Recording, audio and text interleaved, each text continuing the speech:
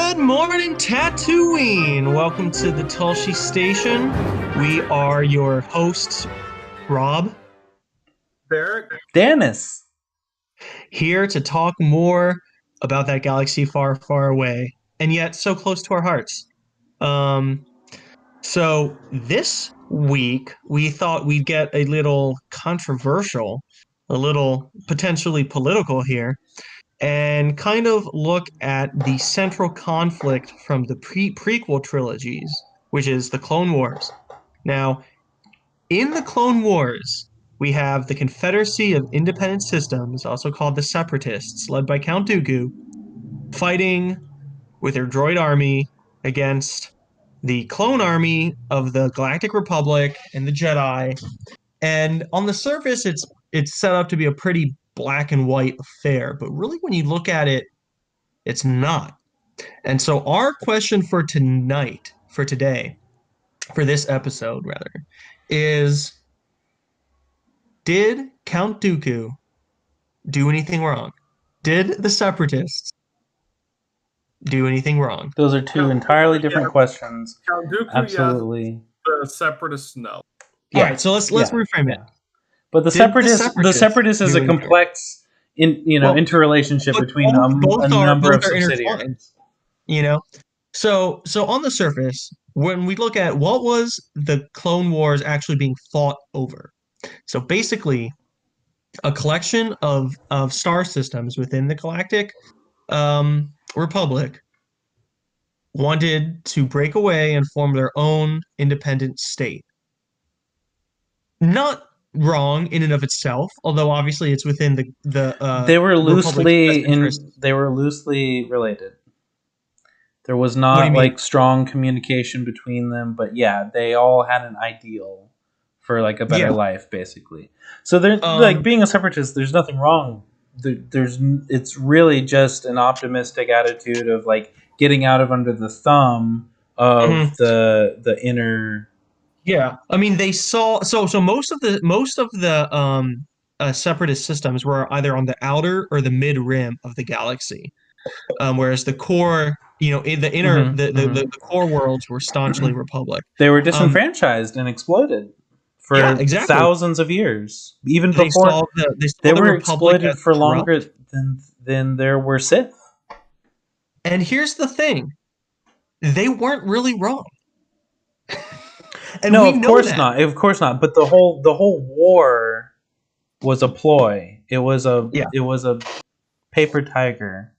Well, that's where the Separatist council became a tool. Yeah. For a fucking galactic-wide war that the whole title Star Wars is based on. Mm-hmm. That is the Star Wars. Like, it starts in that scene in Episode 1 with Qui-Gon and fucking Obi-Wan talking about, like, yo, this is weird. Like, we're here to, like, settle this trade dispute. Like, this is just, like, the straw that broke the camel's back. Like, this is just a tiny, minuscule beginning for this entire universe to be portrayed of how something as simple as a trade embargo relates to these insidious elements that have been plotted meticulously in this fucking puppet master complex. The Naboo conflict was really just like a roundabout ruse for Palpatine to make a power grab as Chancellor. Right? And then the thing that really kicked off the Clone Wars was Geonosis. Are you talking the Naboo conflict? It was the Gungans? No. I mean, technically they fought in it, but no, it was, again, like Rob is saying, this trade deal gone wrong that the Jedi were prepared to deal with. The Jedi were what?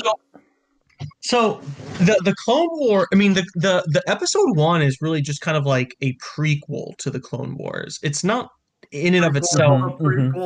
Yeah, it's not really in and of itself as I see it, like the start of the Clone Wars. It could have theoretically happened, and it would not precipitate the war. But I'm saying Um, chronologically in the timeline of Star Wars, it's the first thing that occurs yeah, to yeah, set, like literally that scene where they're sitting on the chairs being like, I've got a bad feeling about this, is one of the first canon things that occurs in all of Star Wars.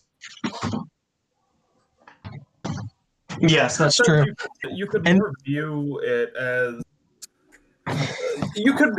I guess you're supposed to view the prequels as the rise and fall of Anakin Skywalker, and not necessarily look at I mean, obviously the political stuff is Yeah, very. all the plot lines in the prequels relate to that central theme for sure. but they're still there, which kind of begs to be analyzed. Oh yeah, and that's what we're here to do today. Yeah. Yeah, it is indeed. So, like, let's take a step back. So, bringing about, we mentioned Dooku as the nominal head of the Separatists. So, I mentioned earlier in our private conversation, I was like, in episode 2, what is his sales pitch to try to he tries to get Obi-Wan to join him. And what does he say? He says, "What if I told you that the Senate was controlled by a Sith?" And Obi-Wan's like, "Oh, I don't believe you." Da, da, da. Like, and that's a case of, like, in that instance, Dooku is being 100% transparent. Not He's saying, 100%. I mean, "Oh he's yeah, not he's not talking saying about Palpatine." But Sidious and his Sith leanings. I I always thought it was kind of weird because he's, obviously using that information to try to tempt Obi-Wan away, but he's being duplicitous because Yeah, he's obviously he being is he's duplicitous. himself a Well, Sith. here's the thing. Okay, like you talked about in some of the setups to this episode where we were Mhm. deciding on the topic, and I want to thank you so much because this is a really meaty topic to dive Mhm. into, and it's really inspired me actually when I was reading through the Wikipedia and trying to get an understanding of how it all relates to stuff that has honestly like been kind of disconnected in my understanding of the lore of Star Wars.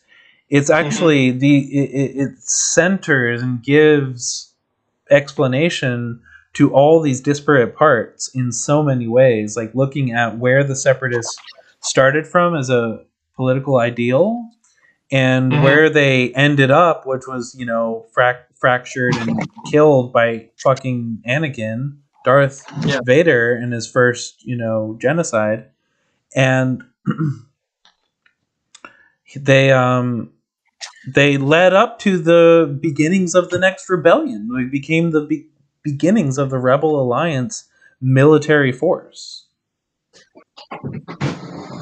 Yeah, essentially, yeah, you're right. They use like leftover CIS stuff to The defeat the rebels. the Because you loyalists, can them see and the like prototype like loyalists, X-wings and stuff in episode 3. Um, here's the So thing, Dennis. So I really I appreciate this as a topic, is basically what I'm saying, because it made me look into it deeper, Mhm. and like I said earlier, it made me realize like the wars in Star Wars started with this separatist ideal to gain independence, and Mhm.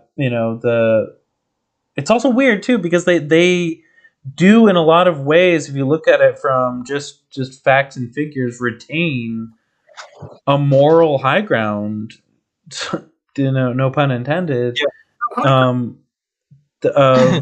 of showing that they, but again, they were used and puppeted and became like a puppet faction for Sidious. But Yeah. the ideal itself is totally legit. It's totally well founded, well conceived. I mean, it's literally anyone who is tired and fed up and wants to just, you know, go their own way and make a new independent state would want. But it got subverted, and I think again, if Qui-Gon survived, Dooku would have had that influence, and Dooku and Qui-Gon maybe could have balanced each other out and created a separatist movement only using droids that was consistent I don't and think. more I think morally, at least morally, purer than the what are we calling it? The Galactic Republic. But that's The my Galactic. that's I do sympathize with Dooku, and I think if things were different and he kind of didn't get fucked over, and in a lot of ways Obi-Wan fucked him over How did Obi-Wan fuck him over?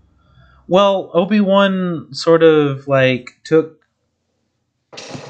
up against him and joined into the Jedi insurrection of the.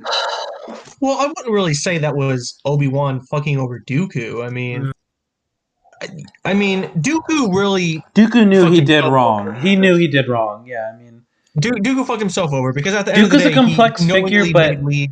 there was a point when Dooku was leading the charge and being like a really good leader in the separatist movement, Well, and then there's he, like you said, he took the devil's bargain, and got burnt. Well, the only reason he took the devil's bargain was because Qui-Gon died. There you go, dude. Beautifully said. I mean, that's the moment, There's an interesting arc of Clone War episodes. I know I keep on bringing up Clone Wars, and you It's haven't fine. seen No, all of it. it's fine. Like I don't want to dismiss those at all in discussion. Yeah. Okay. So there's this arc of And Clone Wars. it helps me prepare for these moments too, because sometimes I don't really fully absorb them unless I kind of already am thinking about the context You of what. see it like coming together and stuff. Yeah. And it I is hear you. complex. It's very political, and the moral relativism angle of like, oh, I actually, you know what, like. I get Dooku, and I get how Yoda, who's always presented as a hero, I get how he can be seen as drawing this like really hard line that causes factions to become extreme and stuff. Like you can see how each moment, like instead of having this long view of it in the whole context of what we know where it ends up, if you can like relate to them as individual characters who personify a choice, that they're like, damn, this is the point where I draw the line. Yeah. It's like they're all really authentic, honestly. Like, there are like probably like some crazy motherfuckers who are just like Palpatine.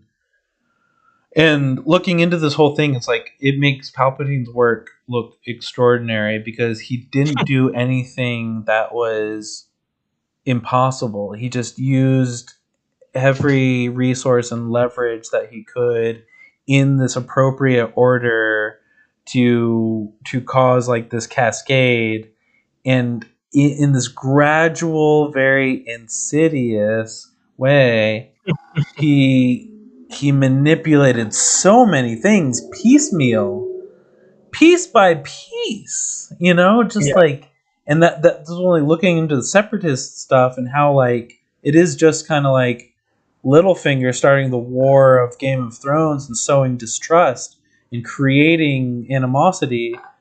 It's the same thing where Sidious is always the undercurrent for these massive political shifts. And having, but I would say like the main point is the separatist council is nuanced and it's variegated, and there are people who are kind of apolitical towards the war concerns and just want to make money, and there are very greedy hucksters kind of like trying to they'll fund both sides of the war. They don't give a shit about the war. And there are also people who represent those idealist idealist, like strong separatist notions of establishing a free state. Are you aware of the fact that there is actually a separatist Senate made up of senators from all represented um, you know, member systems that is different from the separatist council that is Oh, shown most of the time in the movies. I saw that in a line that I read, but I'm not like super So accustomed so to. there is a Senate of just like the Galactic Senate that Dooku is sort of like the chancellor of, and they're the ones who do like nominally like the you know like domestic affairs and like broader policy of the Confederacy of Independent Systems. Now, as Find it far as really funny that anytime in the show they do show him, he's very benevolent, super. I mean, he's always well spoken, What's but his name? yeah, well, it's Dooku. Anytime Dooku shows, Oh yeah, because Dooku yeah. is the head of the CIS. But he's the head of the state. So there's this like arc in the Clone Wars where they go to the Capitol. It's like I forget what it's called, like Rex something or other.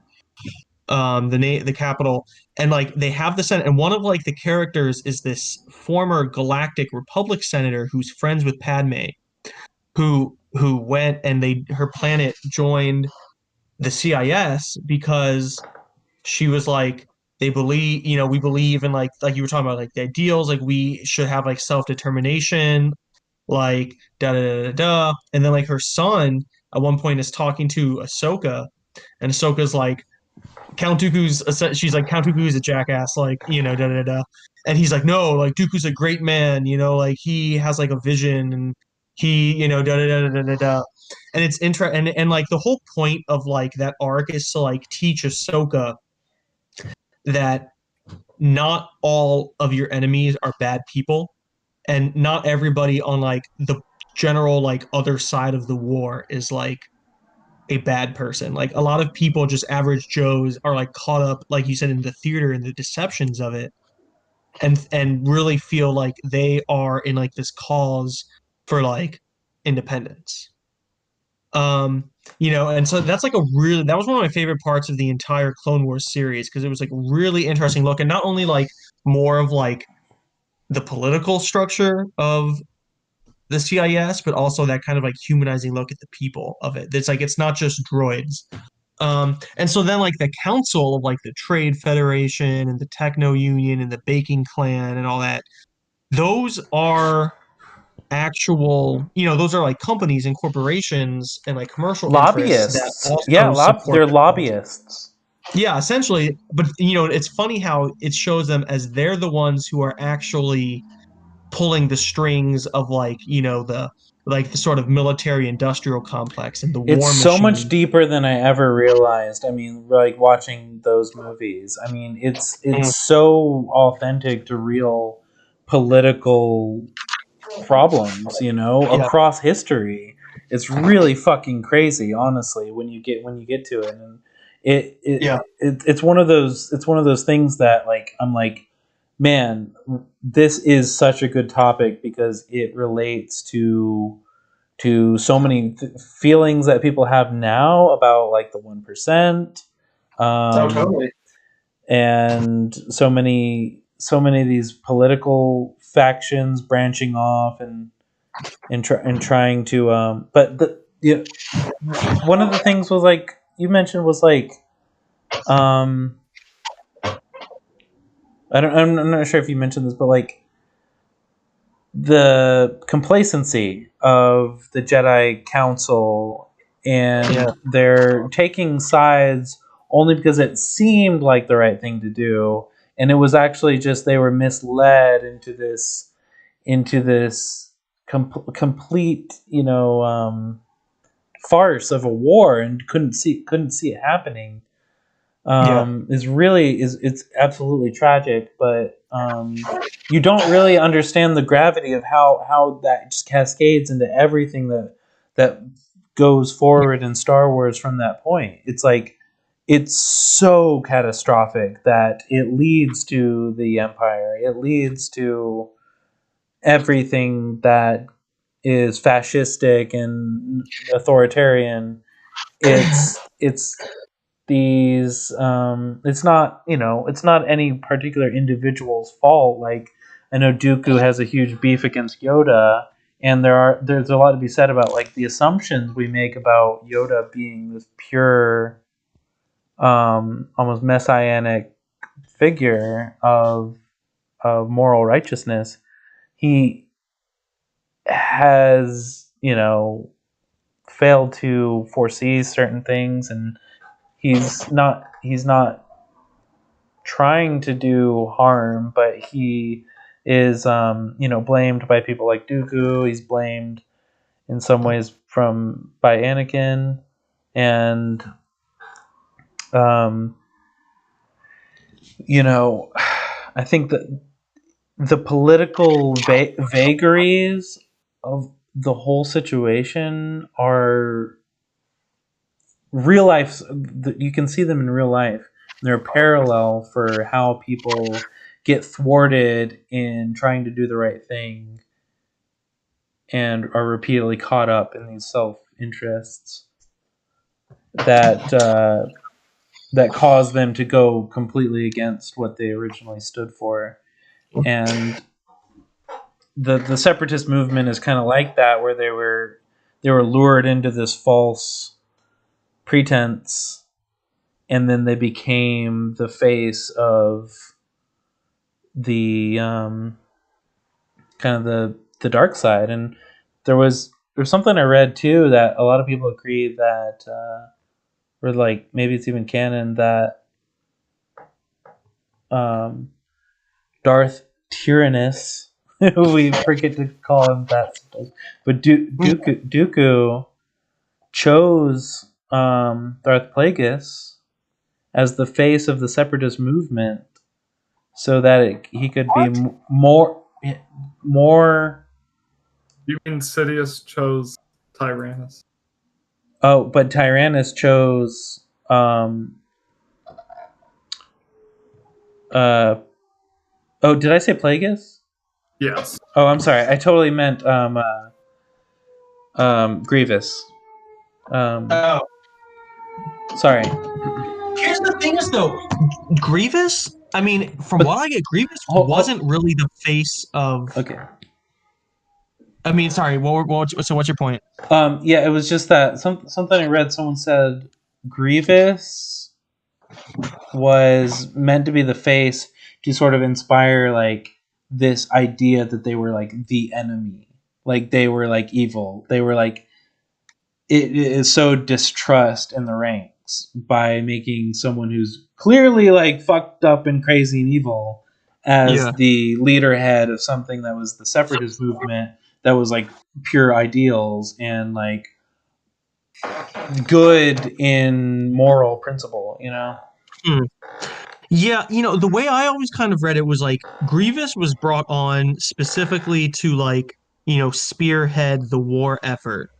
But Uh-huh. I don't know to what degree he was like lionized to like the public and propaganda as far as like people at home were, Right, there's always like the leadership, like administration, and then there's like the military caste, This is also interesting. Geez, oh man, you brought up so many things just now. Like uh, so do you feel like George Lucas's vision of like power and political control is very, very cynical. You know, pretty much in every instance of Star Wars, every single instance, anybody who comes to power ultimately ends up either being an evil, manipulative dick anyway, or ultimately corrupted and made worse by coming into power. And I'm not It's talking about power cynical, like but I mean, power I with the think force. I'm talking about real. literal, like, I think real world. realism is cynical. I think pessimism is more accurate. um, so yeah, I mean, it is a little bit, but I think all of his shit was just sort of like kind of these Zen koans of like, hey, realize this shit. You have a shadow. You have a dark side.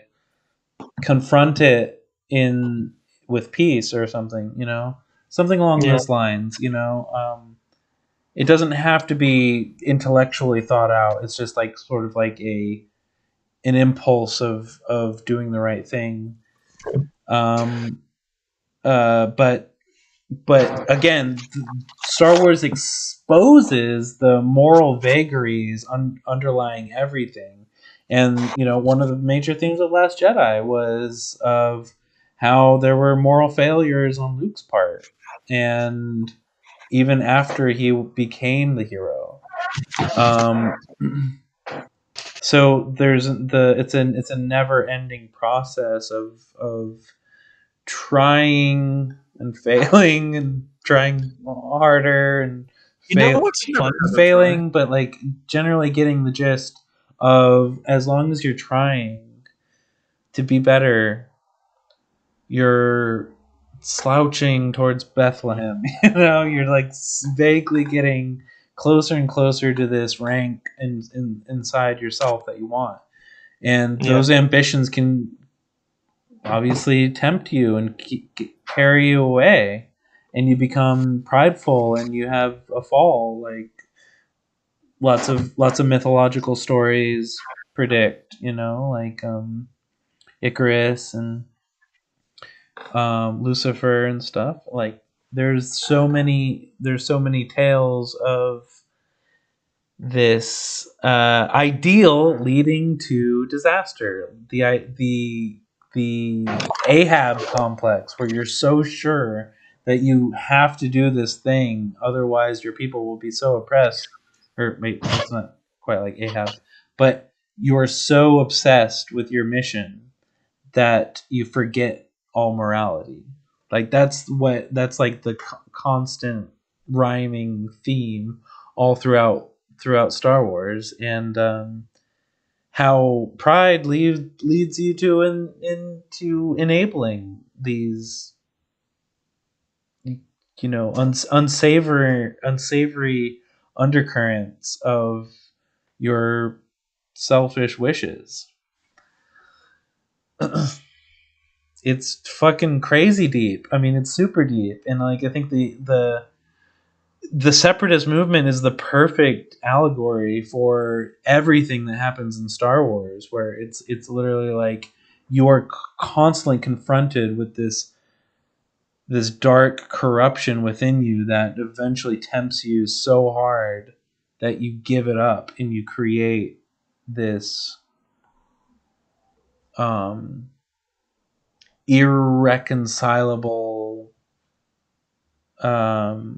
antagonism with what you perceive to be oppressive. So, like, that was the Galactic Republic. That was the Empire before the Empire. So this is an interesting. Well, I mean, so that's kind of leads into an interesting thing I saw on a point raised on Wikipedia. Oh, Wikipedia, pardon me. That they made a point of pointing out that most of the systems in the CIS were non-human species. Even though Dooku was like the nominal leader, most people in the CIS were non-human species, and some people looked at the conflict as them trying to, assert their own autonomy from, um, you know, disproportionate human rule in the Republic. And I thought that was kind of an interesting take on it. Are y'all talking?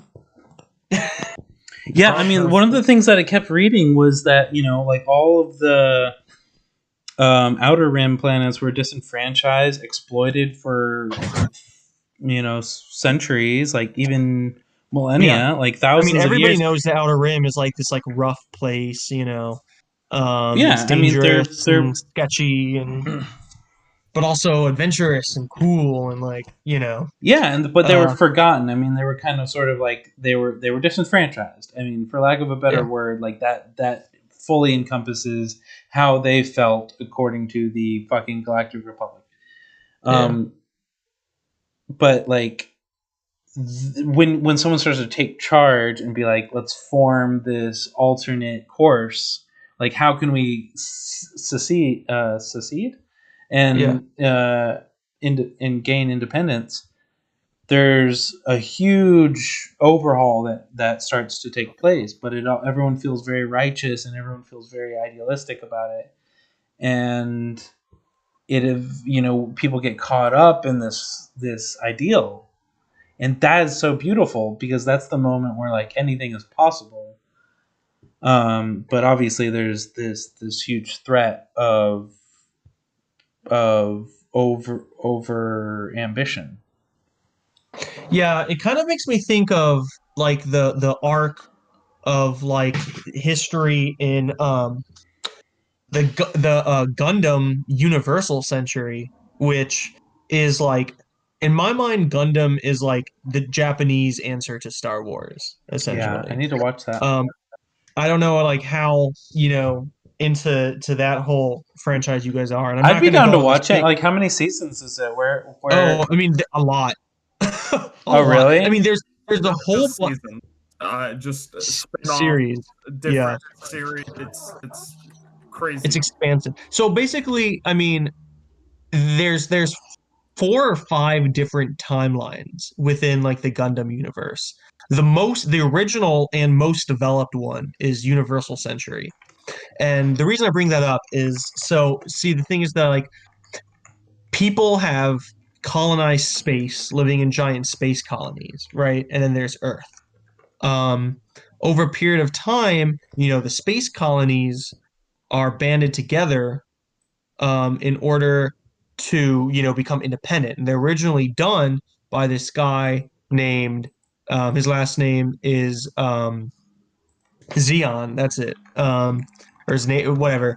And he's like this super kind of Count Dooku-esque, like super idealistic, like great speaker.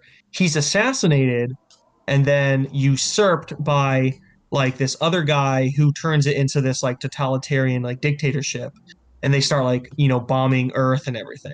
But the whole point of me bringing this up is so after the original conflict called the 1 Year War, in which the bad, quote unquote, bad colonies, the space colonies, are defeated, and then Earth regains control. The next series, like the sequel series, picks up, which is I want to say Zeta Gundam, um, where Earth has become like super super like authoritarian in response to this perceived threat from the space colonies, right? And so then Earth, while nominally like the good guys, becomes the antagonists. And then like the remnants of like the Xeon forces from the original 1 Year War ultimately become like freedom fighters that you're like rooting for. And they kind of do like an inverse of like the morality. And it's kind of realistic because like now I that's what see, happened. now I see why you're Yeah. talking about And, that. and like that's what happened. So you have like the Republic, this nominal like, democratic, you know, ethical, body fighting against this perceived threat from, this like evil, droid army who, the people supporting that and you have their own ideals. But in response to this war, it's then, trumped up and then turned into an empire that is then, uses that as an excuse to oppress everyone different from themselves, and like so, it's kind of an interesting mirror. And I think the reason that's kind of like a common thread is because it happens in history. It happens in real life. Mm-hmm, mm-hmm, mm-hmm. It happens It now. really does. I'd Like say it happened to America. the separatist ideal bleeds into every fucking military occupation and every fucking like social program. It is literally like we are trying to strive, for for reason, for independence, for truth. Like it's so central to the human ambition, like this desire to be free, and it's so relatable, and it's what starts this fucking war, and it gets corrupted itself. But the through line, I mean, is the Separatists weren't wrong at all. I mean, in the beginning, at all. It was just that they were misled by Dooku and someone who himself was a very good leader, someone who held the ideal, someone who still held the ideal, but then that ideal was what led to them being a sort of maybe Fidel Castro kind of figure, you know. Yeah, I think Dooku did mislead. You're right. He did mislead the rest of the Separatists, but he was being himself misled by Sidious. It is, and it's like that. It do be like that sometimes. You know, it's funny because Dooku is the one that paid for the clones. I don't think anyone, I don't think Dooku was misled about any. I don't think anyone was misled. I think the Separatists still would have seceded regardless. Where did he get the funding for that? Because Dooku is debatably the richest man in Star Wars. All right, he pretty much owns a planet. But tell me more. Like, where did he get all of his profits from? The Count of Sereno. The reason he is called Count Dooku is because he's the Count of Sereno. Do we even have a first name for him? Is he really just Dooku? Yeah, he must have it. Oh, that's a good point. Must. What is his actual name? I'm looking it up, dude. But tell us more, Derek. I'm looking it up also. Derek, you're talking about some deep cut shit, so please go forth. I mean, that's really it. You know, I mean, Dooku lives on one of these worlds, affluent politician. I mean, once you start getting literally, he's like Cher or Madonna.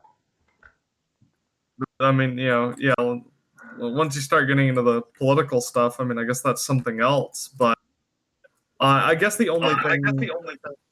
You know what? I will retract what I said. You know what? You're right. He did mislead them because the plan was always to end the Jedi. But you said there was a point. There was a point when his Well, I'm getting a little feedback, but there was a point when his intention was somewhat like pure, where he wasn't decidedly dark side.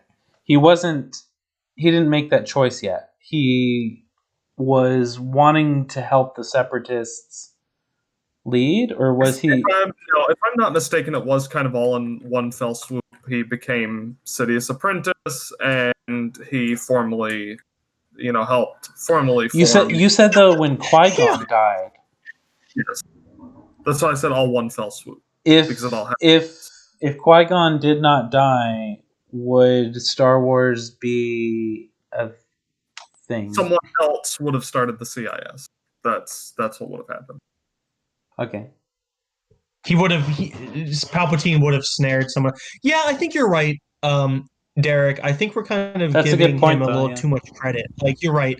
As Darth Tyrannus, he purposefully set up the fake conflict of Clone Wars. Like, he helped that happen. At the time, I still think, I mean, now this is muddied a bit in the Clone Wars, the TV show. In a way, I kind of feel like I couldn't escape the notion that and to be clear, he did unequivocally bad things. He tried to make even worse things happen. Fortunately, was thwarted most of the time, but unequivocally a bad dude. But I still feel like in his own kind of twisted, perverted way, he thought he was doing something genuinely good for the overall galaxy. Sort of like a Thanos type thing. Yeah, that part is true. I'm sort of selling myself, destroying myself for the good of others, kind of thing. Got to do the dirty work. It's a complex. He's one of my favorite Star Wars characters, not because I really like him, but I think it's just super interesting. I've talked. Okay. Yeah. Also, to confirm, Dooku's name is literally just Dooku.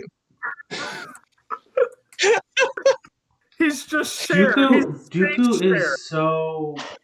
He's like Eminem or Beyonce. Okay, so. Well, Beyonce has a last name that we all know. So does Eminem.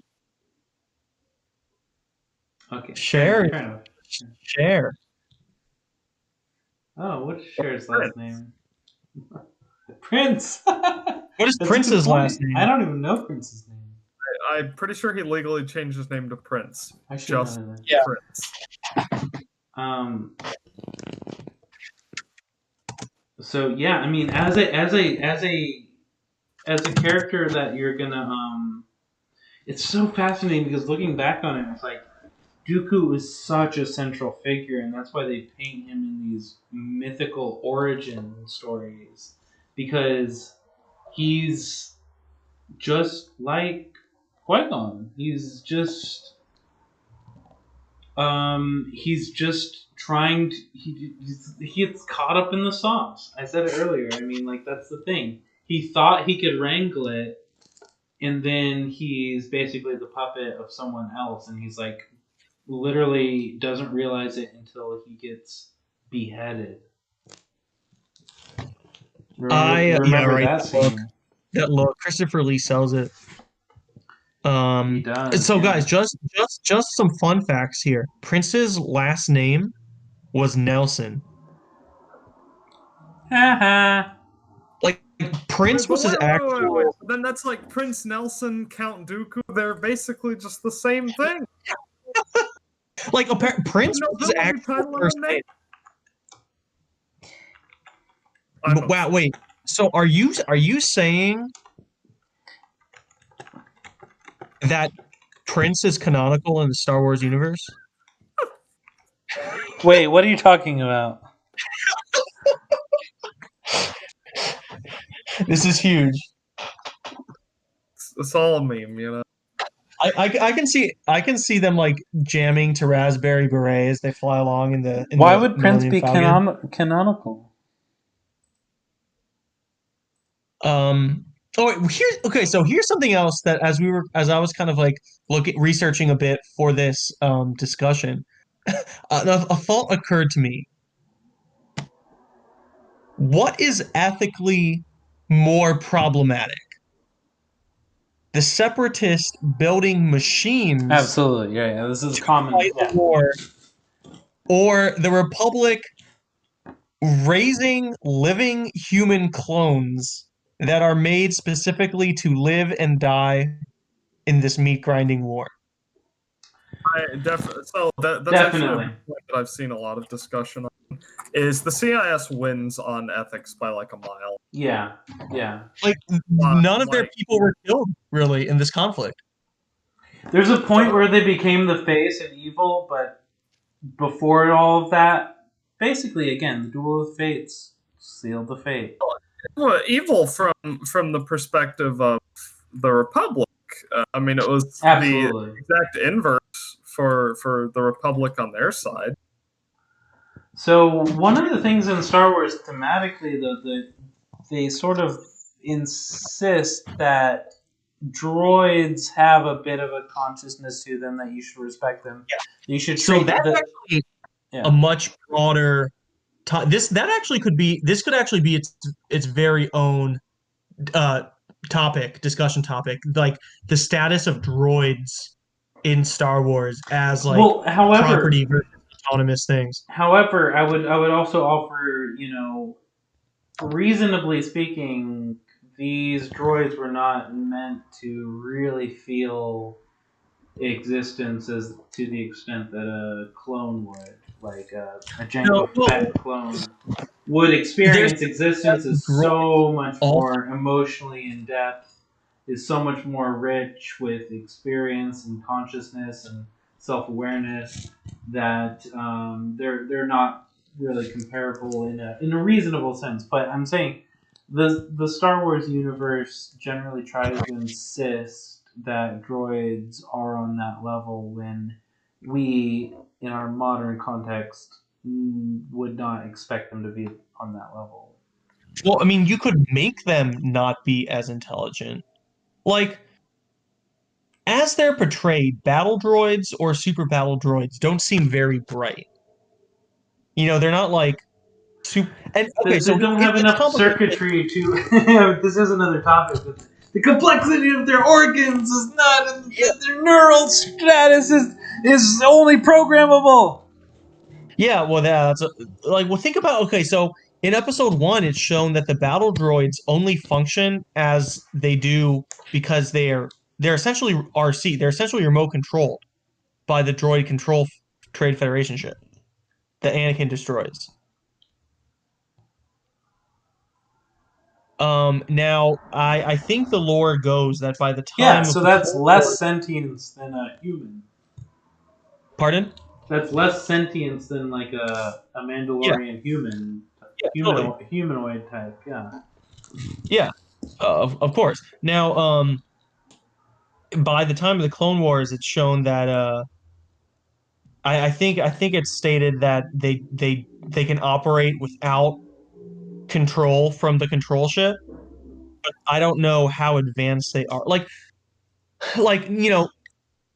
no one is going to make the case that say like C3PO or R2D2 are not like sentient beings. You I mean, know, there is an argument. Someone would make that. I I mean, mean, you could well, Droid think about it. sentience is the they're way on. important. They're relevant, but are they as sentient as a clone? That's arguable. It's I not mean, it's all argument. What obvious. is intelligence? How do you measure sentience? Like, I'm just saying it's not a slam dunk to assume what's the the other difference way. between saying I programmed this computer to imitate human life and it is human life? Like, that's That's a. not a slam dunk. But I mean, I'm not trying to. I mean, what do you mean? Like, if you program something, you know you're doing that. Like you're aware that you're like setting up the pre-functionaries okay, to carry out the executive task. If you're a robot doing that constantly, that's totally different than like making your own mental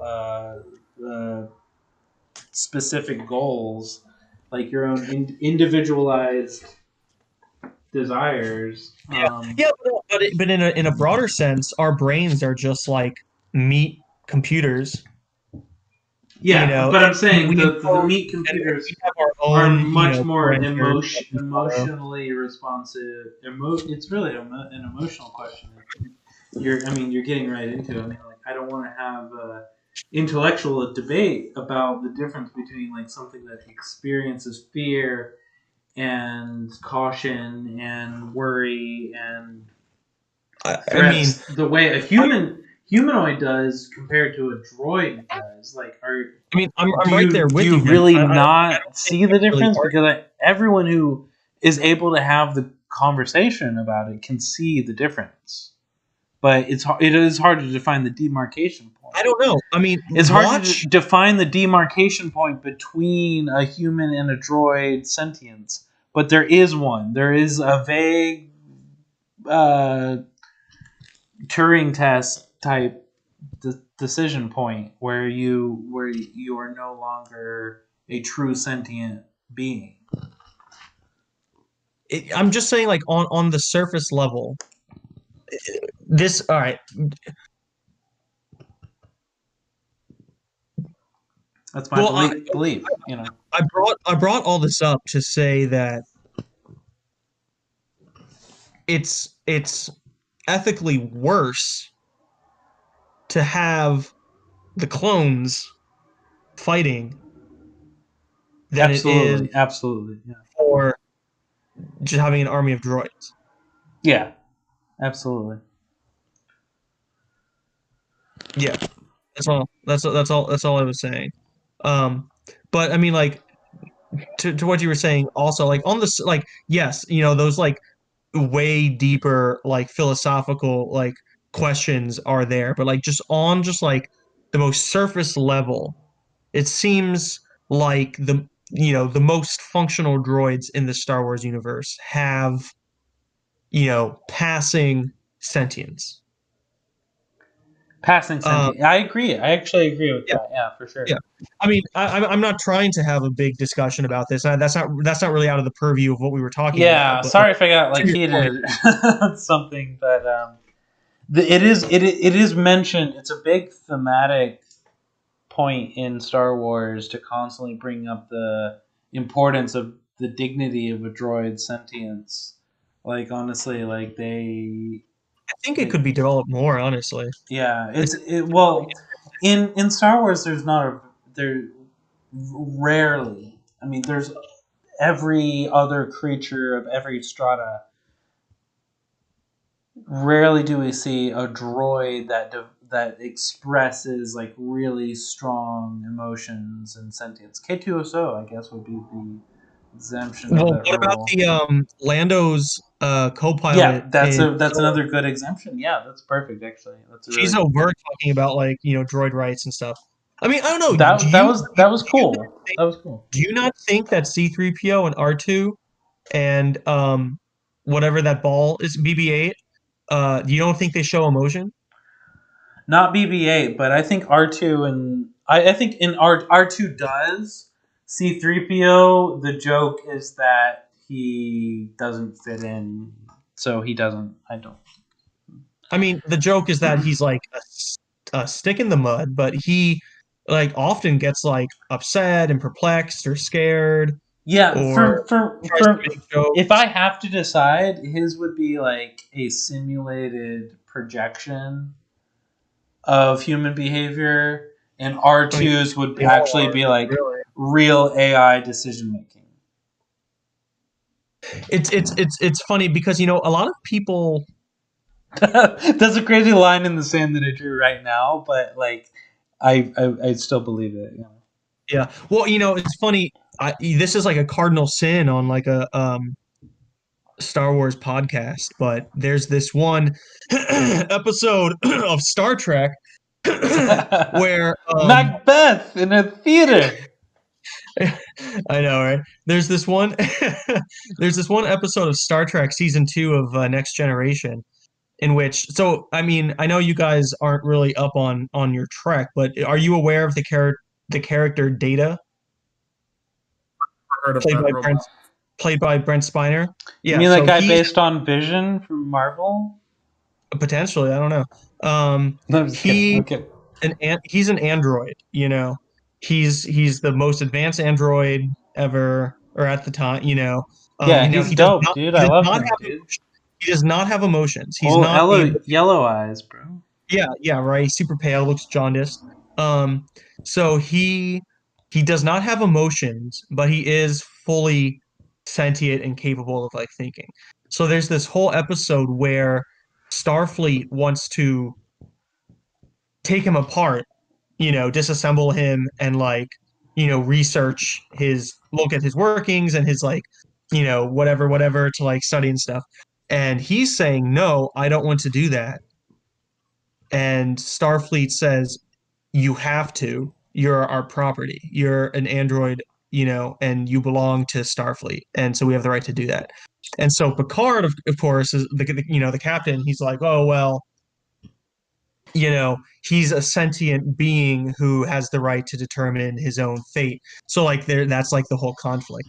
But it's like that sort of thing. I think like one of the things that science fiction does really well as a genre is like examine what it means to be human. And I mean not human like literally Homo sapiens, but like human in the sense of like being a person and like, how you identify and stuff. And one of the best ways to do that is look at, artificial intelligence. And so like Star Wars walks the line up to that, but I feel like they've yet, and especially in Solo, they really nodded towards that a lot with that one robot character, but they never went full on into this like conundrum. That'd be kind of like a cool like show or like plot point in like one of these like spin-offs Disney's coming out with, like have like a see like the droid rights movement or something, or have Well, like we I don't want to give it away because I actually do want to develop this further with you off camera. Of an idea that I'll hint at of actually writing a Star Wars screenplay that has an antagonist that is very much a robot attempting to get in touch with the Force, but be constantly frustrated that they're unable to simply by being a robot, but yet they have a consciousness maybe generated from like a kyber crystal or something, like some sort of internal framework that transcends our typical notion of an android, Yeah. i.e. Vision from, Endgame and Yeah, I think that WandaVision, was a cool Avengers. way to. Well, it's like, they kind of bring the supernatural a bit into Vision because he has the Infinity Stone. That's the way you got to do it. I mean, I think that's perfect because you have to infuse it with something particularly dramatic that's not just circuits and wires, because no one wants to actually like interact with something that they feel is truly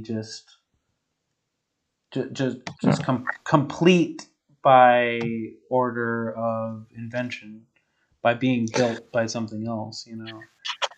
Yeah. So yeah. People always like one of the criticisms that people toss at Star Wars a lot of times is that, oh, it's really has like a really binary morality. It's light side, dark side. It's obvious who the bad guys are. Yeah. It's obvious who the good guys are. Mm-hmm. I mean, you could kind of say that about any story, but like when you really dig into it, like we are, it's not. You know, it's like it presents like things to think about as far Yeah. as like the shades of gray. You know. Which, speaking of Star Trek, it's funny because a lot of times people say, "Oh, well, Star Trek deals in a lot more like, sort of like complex ethical issues and stuff." And it's like to a degree, but at the same time, in Star Trek, it's always obvious. Well, actually, it's not always obvious, but like usually, like it's just as basic oftentimes as Star Wars is. Light side, dark side. It's like, oh, you have like the Federation ideals are, always great. I don't know. No, You should edit. that's You should edit that part out of out of this podcast. I will probably not. Okay. But I like what you said though, because one of the things I was thinking of today, I was like thinking of how I was going to interact. And one of the things that was really important to keep going back to was that Star Wars is so big that it's this continuum Hmm. where it's constantly being looked back upon and in light of new context, and it's constantly being like polished, and like the history is being rewritten like endlessly, and it's like this constant there's so much depth to it to this point that no one person can consume all of it. It extends to video games and non-canon literature and to fucking lunchboxes and to all this insanity. It's so vast and wide. It transcends any attempt at any one person understanding the totality of it all. That's beside the point of the topic, which I really wanted to applaud you, Rob, for bringing to this podcast, because I think this is like the real deep cut stuff that defines Star Wars as such an important piece of pop culture, literature, or pop culture Yeah, um, in general. So like, my pleasure. Glad you're enjoying it. yeah, well, like looking it up, like I was saying, like there's so many disparate pieces that define the prequel trilogy according to the OG trilogy, and we don't talk about the sequel trilogy very often Mm-mm. because it has problems in believability and like authenticity, where we're suspicious of it almost. But they all exist in this continuum where we're trying to define these very human mythological stories about temptations towards power and sensitivity towards upcoming problems, political insurgencies, um, spiritual priorities, like all sorts of crazy things. Star Wars defines these notions in pop culture. Maybe not for us in our individual lives, but it certainly is profoundly affecting culture in weird ways, and we're kind of upset that the sequel trilogy has these um, front-loaded concepts in that are pushing into pop culture. But in general, Star Wars and the George Lucas and Filoni Star Wars is such an examination of the human soul that it's fun to scrutinize. It's fun to excavate in all these small little dimensions and all these wide sweeping things, even these political, what originally to me, I'll admit, were very dry and boring topics of, you know, um, you know, how ideologies leading to actual nefarious actions Mm. were portrayed very believably. But I didn't realize that when I was fucking watching these movies. I didn't realize Phantom Menace and Attack of the Clones and even Revenge of the Sith. That's fucking those movies only resonated on that level later. You know, they were like kind of like just like fanfare pop culture bullshit. And then later I was like, wait, this was like commenting on the Iraq War and like fucking like, you know, like how we, you know, how we how we justified like the Vietnam War morally, and like in like Japanese internment camps, almost like in like it was a depiction of the parallel between the uh, executive powers act and like Vietnam and shit. Like it's fucking like you could look at it like that. Like this is an examination of how a country goes to war, how a country gets swept up in the patriotism and the nationalism, and is led into dubious things. I'm so sorry, I just ranted for so long. Derek, you should talk more. I mean, we've gotten a little off topic, but But like, what should we learn about the Separatists, Derek? Because I feel like I I I'm a want firm to know your believer. perspective. I want to I'm a know. firm I want to know believer. the. Did nothing wrong. The separatists would have happened regardless of. Eventually, American they did something policy. wrong. They, They as did a not. whole, if you're No, labeling, okay, so there's a purist separatist. no, there is not. Slavery was allowed within the CIS. Yeah, I mean, maybe it was frowned upon, but still, I mean, that is something they highlight in the Clone Wars series. So they are a Yeah. lot morally white. But weird way of phrasing it. there's a definite sense of, I mean, oh my god, the way that it almost mirrors, I mean, America in a sense. Yeah, You look absolutely, at the financial incentives, you look at breaking away from a greater power. dude. Yes, beautiful. Um, but if you want to look at it strictly from the context of Star Wars, I think regardless of Dooku, the Separatists would have happened either way. Just due to the direction that the relationships there were headed, and I mean, I don't know. Not much else to say. I think the Republic in its final days were shitty, really really shitty.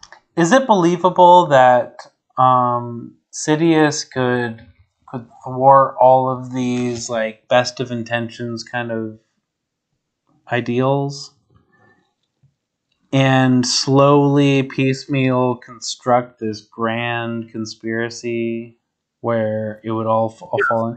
Or is it a little bit sort of plot, we give it an exception, sort of plot armor? Oh, this whole thing has been in motion for. I mean, oh my god, I don't even know what the timeline looks like for from Rule of Two to Sidious.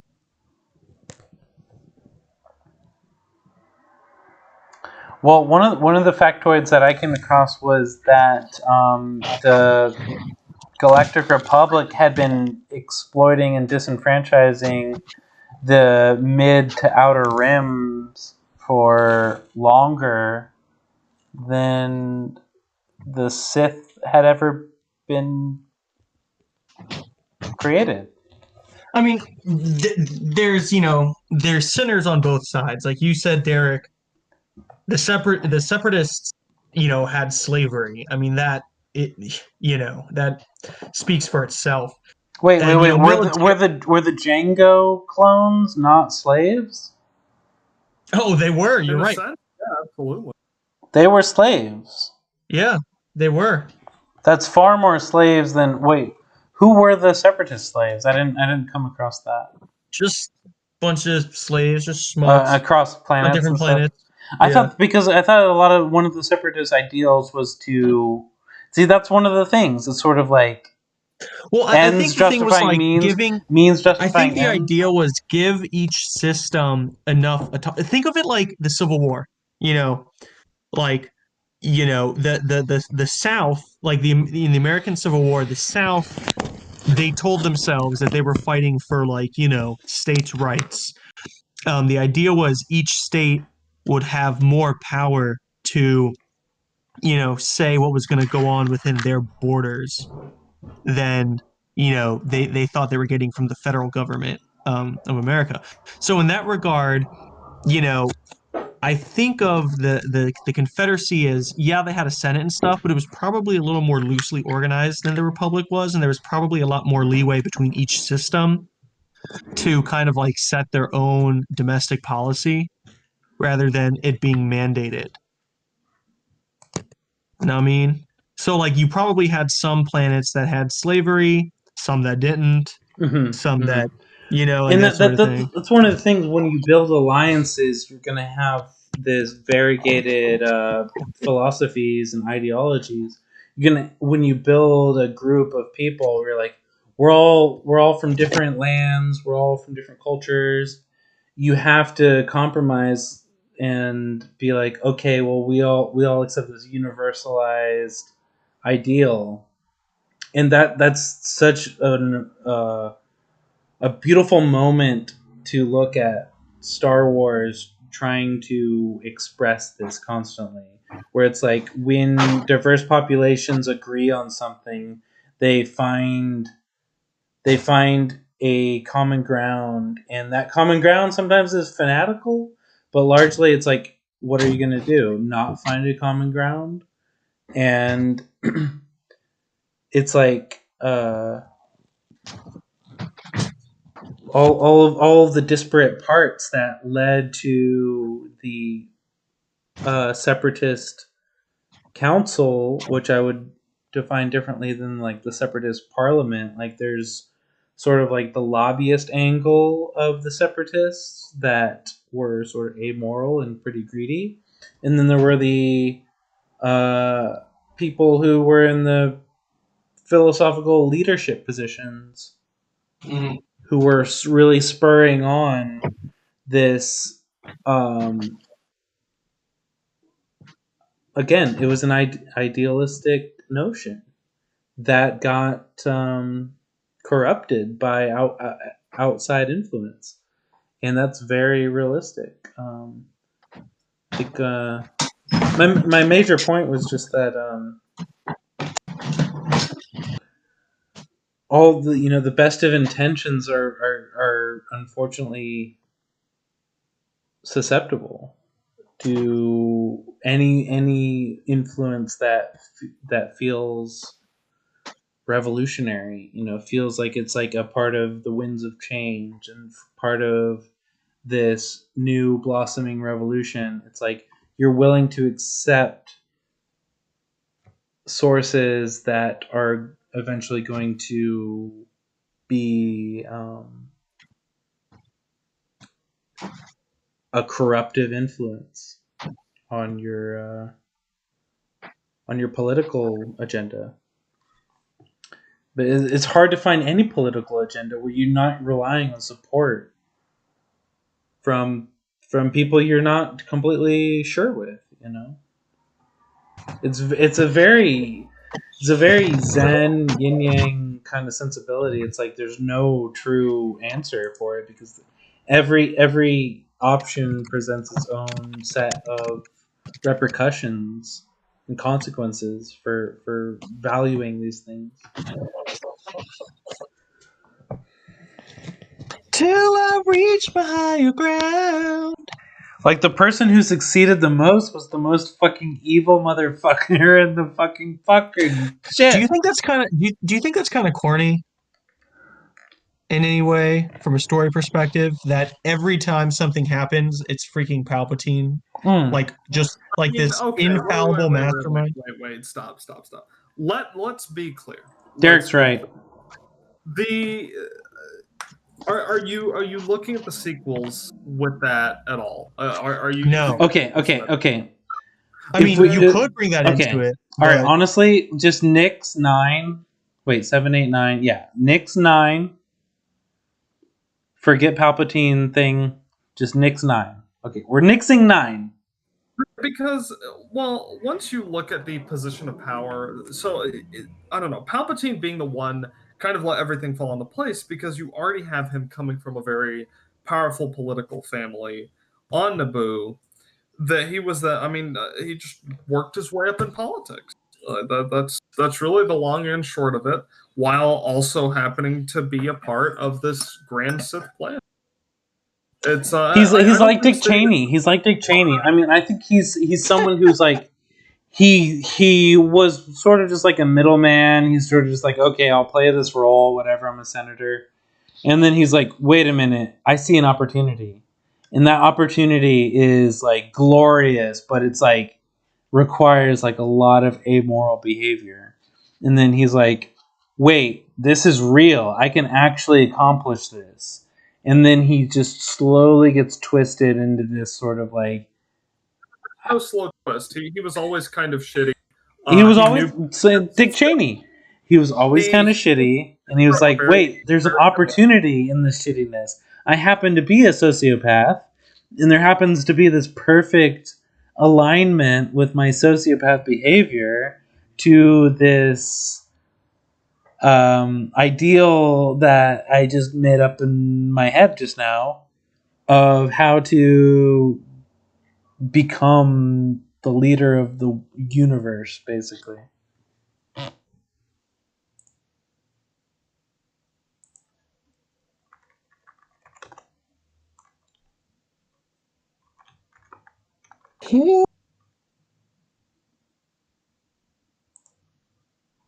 Well, with that, I feel confident in calling this one a day. I mean, there's a lot still yet to discuss, but we have many more podcasts to come. Like, subscribe, give us your comments down below. We know you have lots of comments and questions. Let us know, what did we get right? What did we get terribly wrong? How bad was actually the Separatists? Separatists was right. Dooku was swayed wrongly. It's not his fault, though. He's totally legit. And he doesn't deserve any hate. He was right.